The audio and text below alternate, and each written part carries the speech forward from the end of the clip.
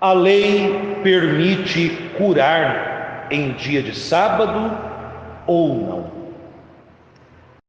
Amadas irmãs presentes nesta igreja matriz de Santa Luzia em Havaiandava, também você que ouvirá e participará da meditação, da homilia desta primeira sexta-feira do mês de novembro, hoje dia 1º, quando no calendário dos santos nós celebramos todos os santos e santas de Deus, mas no Brasil esta solenidade é transferida para o domingo, para que mais católicos possam participar da grandeza e da importância desta solenidade.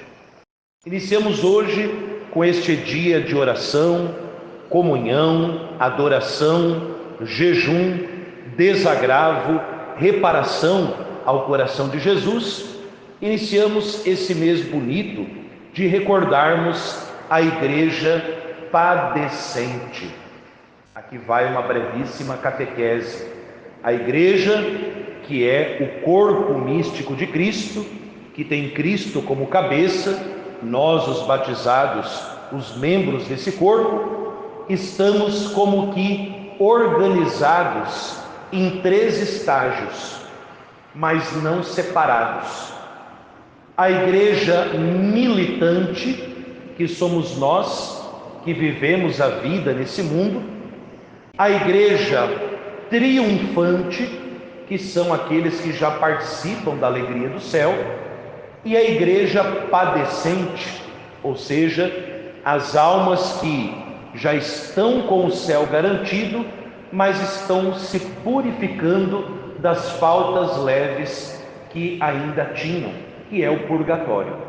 Esses 3 estágios da igreja, não é? A igreja triunfante no céu, a igreja padecente no purgatório, a igreja militante nessa terra, ela está assim organizada, mas de maneira alguma separada.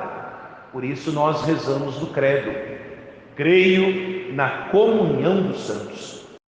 E sobretudo na Santa Missa, na Eucaristia, estes 3 estágios da igreja, eles se unem no único sacrifício de Cristo. Podem observar, sobretudo, na oração eucarística.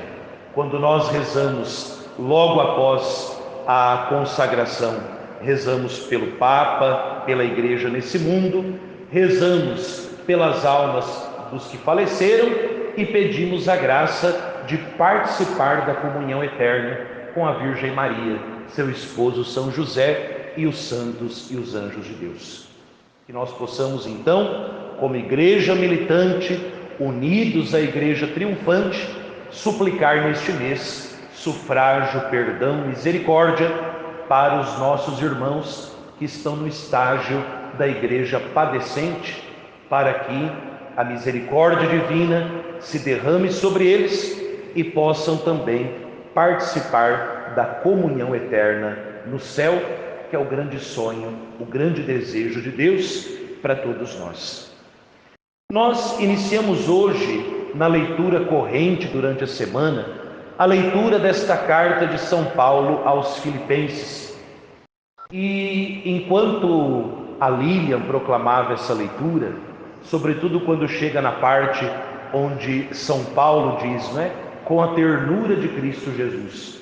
Eu me recordava que quando eu era seminarista, numa sexta-feira santa, eu me confessei com o padre Oscar Beoso, na comunidade do Divino Espírito Santo em Lins, e eu estava muito mal. E ele me deu como penitência ler a carta aos Filipenses. E ele dizia: é a carta mais carinhosa de Paulo, porque foi a comunidade que ensinou que ele precisava da ajuda dos outros. Foi a comunidade que mais ajudou São Paulo e, de fato, se vocês puderem ler essa carta, e eu convido vivamente que leiam, porque é muito bonita, ler, meditá-la também, é a carta mais carinhosa, onde São Paulo vai colocando tantos temas para a nossa vida cristã. E hoje ele começa dizendo que a igreja somos nós, esse povo de Deus, reunidos ao redor dos nossos pastores. Ele se dirige aos bispos, diáconos, e ao se dirigir aos bispos e diáconos, ele se dirige a essa comunidade. A comunidade pela qual ele dá graças a Deus por uma fé tão viva que a comunidade de Filipos vivia, uma comunidade de uma fé tão viva que essa fé desabrochava na ternura e também na caridade. É nessa comunidade que São Paulo fará a experiência do esvaziamento, e por isso é justamente no capítulo 2 dessa carta que ele vai nos dizer quem é Jesus, aquele que, sendo Deus, se esvaziou de si mesmo, assumiu a condição de um escravo e por isso Deus o exaltou depois da morte e morte de cruz. Que esta carta de São Paulo aos Filipenses nos ajude a viver bem a comunhão da igreja e, vivendo na comunhão da Santa Igreja, que a nossa fé seja tão robusta quanto a da comunidade de Filipos, para que a nossa fé celebrada, proclamada, se torne também uma fé testemunhada pela prática das boas obras da vida cristã, sobretudo a prática da caridade, a prática da vivência da santidade, que é a nossa vocação. E falar em santidade da nossa vocação, nós chegamos no Evangelho, onde nos apresenta Cristo, divino médico das almas e dos corpos, verdadeiro Deus, verdadeiro homem, esse Cristo Jesus que carrega dentro de si um coração 100% divino e ao mesmo tempo um coração 100% humano, um coração sagrado, um coração sangrado, um coração que se compadece daqueles que sofrem. E em Cristo nós temos não apenas o modelo perfeito da vida cristã, mas nós temos nele o fundamento. É importante a gente dizer isso, porque modelos de vida cristã nós temos vários. A Imaculada Virgem Maria, o glorioso São José, Santa Luzia, o Beato Frei Maria Eugênio, são modelos.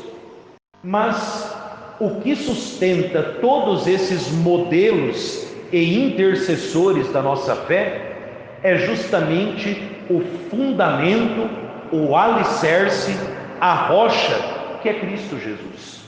Por isso, a nossa vida cristã, amparada por Nossa Senhora e os demais santos de Deus, ela deve buscar em Cristo, nos seus gestos, palavras, no seu modo de ser, o fundamento de tudo aquilo que você e eu somos chamados a viver como cristãos. E hoje, que curioso, Jesus, ele realiza uma bendita transgressão e condena uma maldita observância. Diante daquele doente, o hidrópico, né? O que é um hidrópico? Barriga d'água, né? Uma pessoa doentinha. Num sábado, dia consagrado a Deus, na casa de fariseus, que significa a palavra fariseus, puros na observância da lei, Jesus olha aquele homem enfermo e diz: é permitido curar ou não no dia de sábado? E à medida em que a gente olha, e talvez foi assim que os fariseus olharam para Jesus, Jesus estava transgredindo o mandamento da lei. Porém, se nós olhamos o que ordena o mandamento, Jesus, ao fazer uma bendita transgressão, ele condena uma maldita observância. Na maldita observância da lei pela lei, a letra pela letra, aquele homem ia passar mais um dia da sua vida enfermo e sofrendo. Jesus, ao fazer uma bendita transgressão da lei, ele, na verdade, como Deus, possibilita que aquele homem doente cumpra a lei. Porque o mandamento do sábado dizia que o sábado era dia consagrado ao Senhor para a oração, a adoração, o louvor e também o descanso. Nós todos já fizemos a experiência de passar por alguma enfermidade. Na enfermidade a gente não reza direito, porque as dores atrapalham. Na enfermidade, quem descansa? Um doente, coberto de dores em uma cama, ele descansa? É claro que não. Então Jesus, ele faz esta abençoada transgressão da letra, para que aquele filho de Deus doente possa viver o espírito da lei. Ou seja, ao curar aquele enfermo, Jesus lhe dá todas as condições possíveis de cumprir o que Deus mandou: descansar, rezar, louvar e adorar a Deus no dia a Ele consagrado. Quantas vezes que nós, presos também na letra das coisas, esquecemos de viver o espírito dessas coisas. E o próprio apóstolo São Paulo, se não me falha a memória, na carta aos Romanos dirá: a letra mata, é o espírito que dá a vida.